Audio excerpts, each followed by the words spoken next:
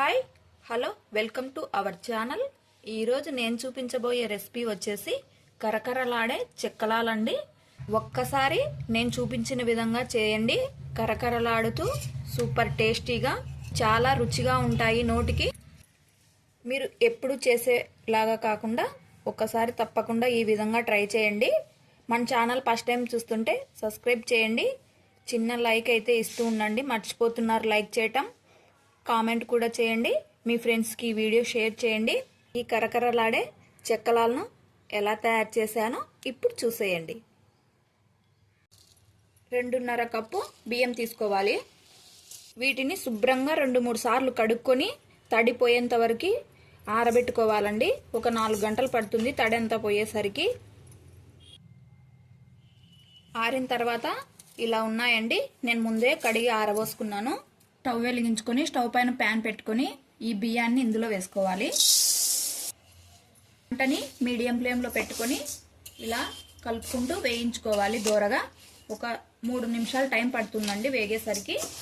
కలుపుకుంటూ వేయించుకోవాలి. బియ్యం వేగాయండి. ఇప్పుడు ఒక ప్లేట్లోకి తీసుకోవాలి. ఇదే ప్యాన్లోనే 2.5 కప్పులు బియ్యం వేస్తే 1/2 కప్పు మినపగుళ్ళు వేసుకోవాలండి. మంటని మీడియం ఫ్లేమ్లో పెట్టుకొని దోరగా వేయించుకోవాలి మినపగుళ్ళని. మినపగుళ్ళు కూడా వేగాయి, ఒక ప్లేట్లోకి తీసుకోవాలి. ఇదే ప్యాన్లోనే ఒక 3 స్పూన్ల శనగపప్పును వేసుకోవాలి. ఇవి కొద్దిగా వేయించుకోవాలి. శనగపప్పు కొద్దిగా వేగిన తర్వాత 3 స్పూన్ల పెసరపప్పును వేసుకోవాలి. వీటిని కూడా కొద్దిగా వేయించుకోవాలి. పెసరపప్పు శనగపప్పు వేగిందండి. ఇప్పుడు స్టవ్ ఆపేసుకొని వీటిని కూడా ఒక ప్లేట్లోకి తీసుకోవాలి. ఇందులోనే ఒక 3 స్పూన్ల సగ్గు బియ్యాన్ని వేసుకోవాలి. ఇవి చల్లారిన తర్వాత మనం బయట పిండి ఆడించే మిషన్స్ ఉంటాయి కదా, మిషన్లో పిండి ఆడించుకోవాలండి. ఇంట్లో గ్రైండ్ చేసుకుంటే మిక్సీ పాడైపోతుంది. బయట మిషన్లో పిండి చేయించుకోవాలి. చల్లారిన తర్వాత పిండిని ఈ విధంగా ఆడించుకోవాలి, ఇంత మెత్తగా. ఒక గిన్నెను తీసుకొని ఈ పిండిని ఇందులో వేసుకోవాలి. నేను 3 కప్పుల పిండి తీసుకుంటున్నానండి. ఈ కప్పుతో 3 కప్పుల పిండికి 1/2 కప్పు పుట్నాల పప్పులు తీసుకోవాలి. మిక్సీ జార్ తీసుకొని ఈ పుట్నాల పప్పుని మెత్తగా గ్రైండ్ చేసుకోవాలి. ఈ విధంగా ఆడించుకోవాలండి పుట్నాల పప్పుని. ఈ పిండిలో వేసుకోవాలి. 1 స్పూన్ జీలకర్ర, 3 స్పూన్ల నువ్వులు,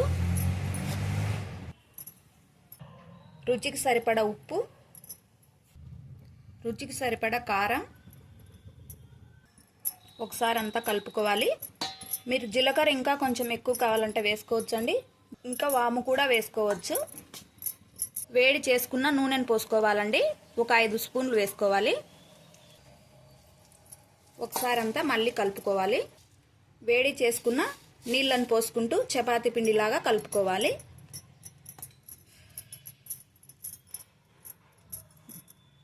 ఈ విధంగా తడుపుకోవాలండి చపాతీ పిండిలాగా.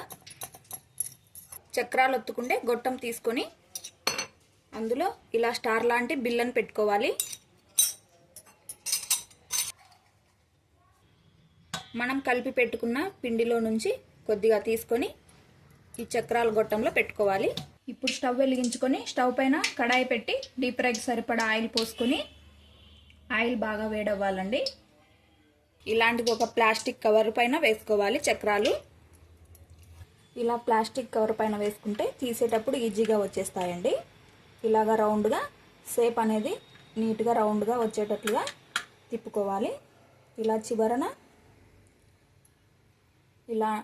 చివర ఇలా అతికించుకోవాలి, విడిపోకుండా ఉంటుంది ఆయిల్లో వేసినప్పుడు. అదే మాదిరిగానే ఇలా ఒత్తుకోవాలి. మీరు 3 రౌండ్లు కానీ 4 రౌండ్లు కానీ మీకు సైజు బట్టి మీకు ఎంత సైజు కావాలో దాన్ని బట్టి ఒత్తుకోవాలి. పిండి కలిపేటప్పుడు మరీ ఎక్కువ గట్టిగా కాకుండా అలా అని మెత్తగా కాకుండా కలుపుకోవాలండి. అప్పుడే షేప్ అనేది నీట్గా వస్తుంది. మీకు ఎన్ని కావాలంటే అన్నీ ఇలా ఒత్తేసుకోవాలి. ఆయిల్ బాగా హీట్ అయిందండి. ఇప్పుడు చెక్కలాలు వేసుకోవాలి. ఇలా పైన చెయ్యి వేసుకొని ఇలా అన్నామంటే ఈజీగా వచ్చేస్తాయండి. ఇలాగ ఆయిల్లో నెమ్మదిగా వేసుకోవాలి. ఇలా ఒక్కొక్కటిగా వేసుకోవాలి.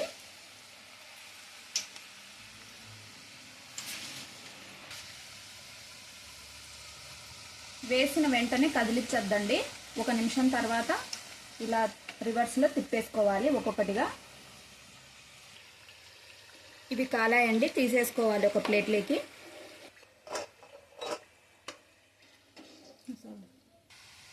ఎన్ని చెక్కలాలు కావాలంటే అన్ని ఇలాగా కాల్చుకోవాలి.